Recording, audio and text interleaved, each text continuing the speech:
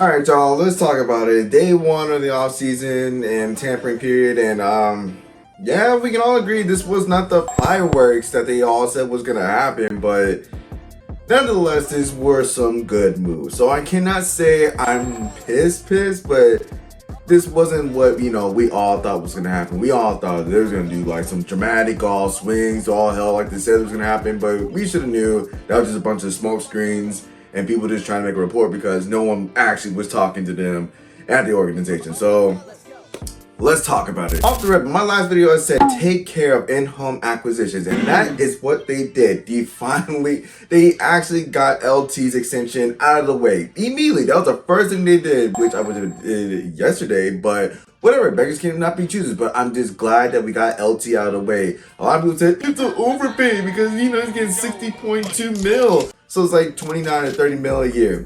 Okay. That's not bad, especially for someone who is a top 5 left tackle. I ain't gonna hold you. Some people be saying like, oh, he's ass, he does. Stop it. Stop it. LT is definitely one of the better left tackles out there in today's league right now. You feel me? So us knocking that out and him not taking aggressively like over the amount of money, I'm okay with that. I'm definitely okay with that. Number 2 is Marcus Mariota coming back. I'm gonna truthfully say this right now. I did not think he was coming back. Because the only reason I'm saying I didn't think he was going to come back is because he's a capable starter. He is a legit capable starter out there, and I thought he was going to be like a bridge quarterback for like the Raiders or like maybe New York or Tennessee, something like that. Not Tennessee, that's crazy. But some team out there that definitely needs one. But I guess he decided he wants to mess with us even a little bit more. Decided, let's do one more term here in Washington, which I'm okay with. He's still a good backup. He's just basically a pseudo starter if we absolutely need it, which I pray to God we do not need to go through this whole pain again like last year. So Mariota coming back, I'm okay with that. That was actually a good move for us. All right, let's talk about the first signing that we got, and it was Amik Robertson. And I'm not gonna say this was just like some eye-catching, over-the-top wow factor like signing, but to me, it's still a good signing. It's still considered, I guess, a depth because, I don't know. It's how you look at it because we know Durante Jones is a DB's coach and he can coach pretty much anybody out there, as Derek Stingley, a few other DBs out there. He developed them pretty well, you feel me? But the only thing is, it's his size. He's the same size as Mikey. He's literally 5'8", 185 pounds, but the only difference is, honestly, there's really no difference because they both played outside and inside. He's definitely had to play outside more with Detroit because of injuries. The same way that Mike has played on the outside for us because of injuries. So, I don't know. I mean, I don't know how to really feel about it. I know he's a dog. I know he's good. And to me, like when I was making my TikToks and all that stuff about all the signings, I wasn't really excited about it because I really wanted a corner with like height and size. You feel me? Like, when we saw man-on-man coverage, Mikey got beat like a drum because he's small. I know he's like a legit slot corner or whatever in the nickel, but I wanted someone with legit size. Pause. But like, someone who's actually got some height on them and is not going to get beat out there by if it's one-on-one coverage, you feel me? But even though Mikey does hold his own, and Amik Robertson definitely be holding his own, he's a dog out there, I ain't gonna hold you. He's definitely a good corner. He definitely was a good corner. I would have definitely took him last year too. But I don't know. It's just, I'm waiting for someone that's going to fit the bill of like, that's our solidified CB1. Now I know Durante's scheme of a 3-4 scheme base defense that anything you can move, shake it, like anything you just like shake and move out there. You can be moving on the line, then bail at the last second, move into a zone, move into a man, whatever you feel. There's a bunch of controlled chaos out there, and I know Amik fits that bill. So, I mean, I'm cool with it. I ain't gonna say like, oh, this was a stupid. Nah, it wasn't dumb. It wasn't dumb, but it's just like it was a head scratcher because someone like Tariq Woolen and Jalen Watson definitely fit the bill for like Dan Quinn's defense, but then again, it's not Dan Quinn's defense. This is Durante Jones' defense. So you got to kind of get out of that mindset, and I definitely am speaking about myself as well. So I do think this is a good pickup, honestly speaking. He is a dog. Like, we already know what he did. He broke his arm against us during the NFC Championship 2 years ago. So regardless, he still does play well. So I'm not mad at it, but I'm just like, I do think we're still probably going to get another corner, whether that's tomorrow or in the draft. But I'm pretty sure I think they're still going to take a few more swings out there to go get us another corner. But again, Amik Robinson, still a good corner nonetheless. Now let's talk about the big fireworks swing that we did, and that is Odafe Owe. And I'm glad. I'm actually glad. The price tag, fuck. Fuck, that is actually, that was a bit rough. I ain't gonna hold you. 4 years, which nobody gets a 4-year deal by Adam Peters, so clearly they like him. But 4 years, 100 mil, 68 guaranteed. Now, this is a polarizing signing because some people say it's definitely an overpay, but his journey, though, it kind of, I don't know, the upside definitely swings for that price. At least we'll hope so. Just speaking from outside in, it's like, I hope so.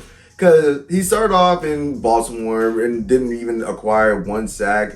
I guess that whole scheme just didn't fit for him until, Mike McDaniel's thing happened. They traded him away, and then he went over to LA, and it just, boom, he popped out of nowhere. So imagine if he did start on the Chargers for the entire time. He wouldn't just ended off with 7.5. He probably had 10 or more, if I be completely speaking, because he's exactly what we're looking for. He just turned 27. He's 6'5", so he's got the height, the length, and he just moves off the ball with speed and violence. It's something we absolutely need. In this 3-4 defense base, we can just say, pin your ears back, go after the QB or whoever's got the ball back there.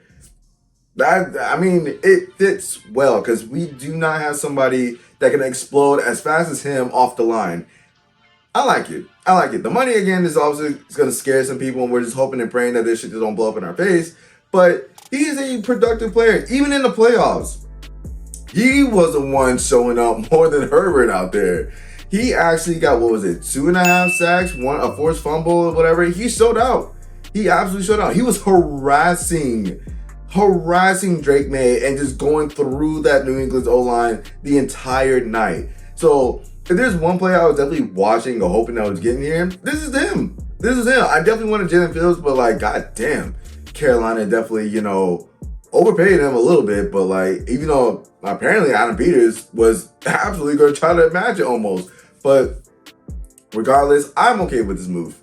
I feel like we need to go get another defensive end because, like I said, double dip, triple dip. You can never not have enough edge rushers, and this guy is an athletic freak and something we've been missing for a while. We will not be saying, damn, where's our pass rushers at? Fuck that noise. Now we have that answer. So this is a W move. A great move. Hopefully we can spend more bread and go out there and make some more moves out there. And last move we made today was Tim Settle. So welcome back, my boy. Welcome back. As a Hokies fan, I am glad because as a Hokies fan, I always hope all of them come to, Washington here because we right down the street. You feel me? We just come to the crib. But we did draft him in 2018. We were still the Redskins back then, right? Right? I think we were still the Redskins back then. Correct me if I'm wrong.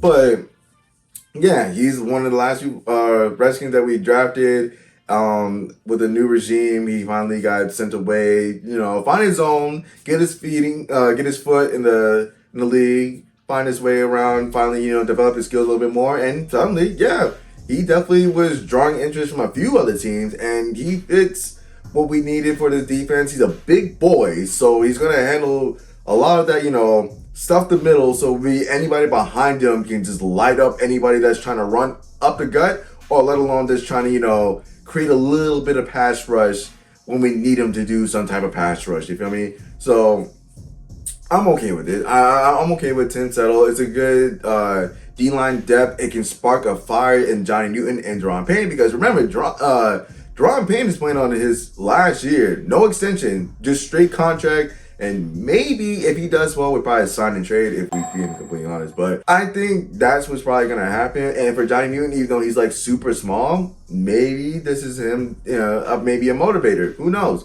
But Tim Settle still is a good rotational D lineman out there. And obviously, as a Hokies fan, I'm happy we have any Hokies on the team anyway. So this was a good start. Granted, it was a slow start. I was definitely getting nervous. I was just like, dog, you see... what's it called? New York signing everybody Las Vegas signing everybody. Carolina signing. They look stacked right now on defense. I ain't gonna hold you down. Jalen Fields, and they signed Devin Lloyd. That was the one linebacker I was just like, bro, we at least could take him or something. But nah, we can't have nothing out here. So, Adam Peters, please, for the love of God, do not drag your feet anymore.